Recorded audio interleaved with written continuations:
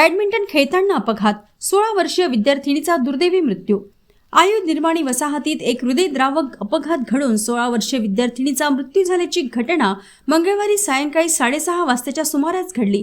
या घटनेमुळे परिसरात हळहळ व्यक्त होत आहे।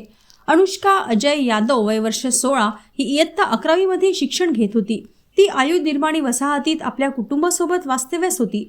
मंगळवारी सायंकाळी आपल्या क्वार्टर समोरील मोकळ्या मैदानावरती मैत्रिणींसोबत बॅडमिंटन खेळत होती। दरम्यान खेळताना तोल जाऊन ती मुख्य रस्त्यावर डोक्याच्या भारावर जोरात पडली। या अपघातात तिच्या डोक्याला गंभीर दुखापत होऊन मोठ्या प्रमाणात रक्तस्राव झाला। तातडीने तिला उपचारासाठी रुग्णालयात दाखल करण्यात आले, मात्र उपचारादरम्यान तिचा दुर्दैवी मृत्यू झाला। या घटनेमुळे आयुध निर्माणी वसाहतीत शोककळा पसरली असून नागरिकांमधून हळहळ व्यक्त केली जात आहे।